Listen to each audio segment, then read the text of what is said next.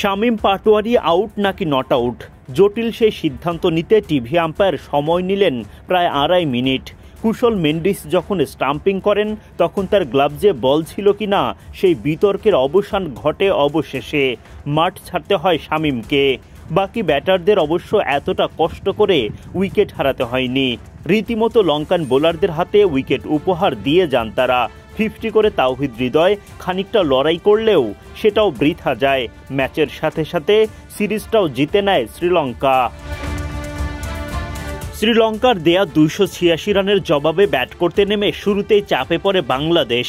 আশিতা ফার্নান্দোর করা ফুল লেংথের বলে বোল্ড হয়ে যান ওপেনার তানজিদ তামিম। 13 বল খেলে 3 বাউন্ডারিতে 17 রান করেন তিনি। দলের বিপদে হাল ধরতে নেমে নাজমুল শান্ত সুবিধা করতে পারেননি। চামিরার বলে বোল্ড হওয়া শান্ত রানের খাতাই খুলতে পারেননি।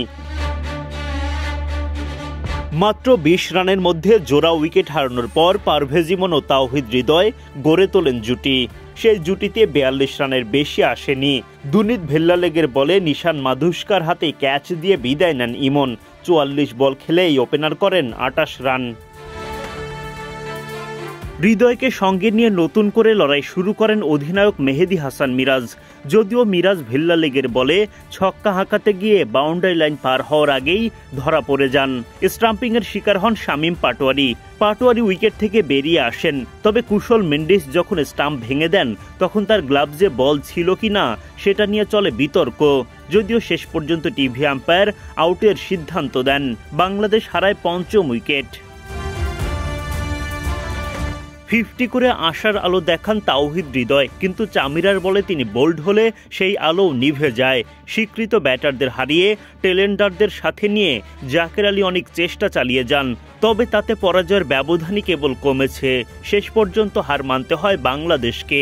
2-1 ব্যবধানে সিরিজ জিতে নেয় শ্রীলঙ্কা।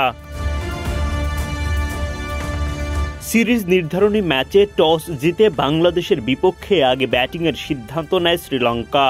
বোলিংয়ে নেমে 4র্থ ওভারের প্রথম বলে দলকে প্রথম সাফল্য এনে দেন তানজিম সাকিবকে ঠিকঠাক সামাল দিতে পারেননি নিশান মাধুস্কা।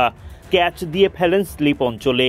সেখানে দাঁড়িয়ে থাকা নাজমুল শান্ত দারুণভাবে লুফে নেন বল। শ্রীলঙ্কার দলীয় 13 রানে প্রথম উইকেটের দেখা পায় বাংলাদেশ। 15তম ওভারে গিয়ে দ্বিতীয় আঘাত তানভীর ইসলামের। তানভীরের বলে সুইপ করতে গিয়ে স্কোয়ার লেগে পারভেজ ইমনের হাতে ধরা পড়েন প্রথম নিশাঙ্কা। লঙ্কানদের 69 রানে নিজেদের দ্বিতীয় উইকেট পায় বাংলাদেশ। নিশাঙ্কা ফেরেন 47 বলে 35 রান করে। শ্রীলঙ্কা যখন দলীয় 100 রানে তখন তৃতীয় উইকেট শিকার করেন মেহেদী হাসান মিরাজ। টাইগার অধিনায়ক এলবিডব্লিউর ফাঁদে ফেলেন কামিন্দু মেন্ডিসকে।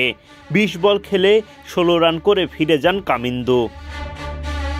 3 উইকেট হারানোর পর কুশল মেন্ডিস ও সারিত আসালাঙ্কা শক্ত প্রতিরোধ গড়ে তোলেন।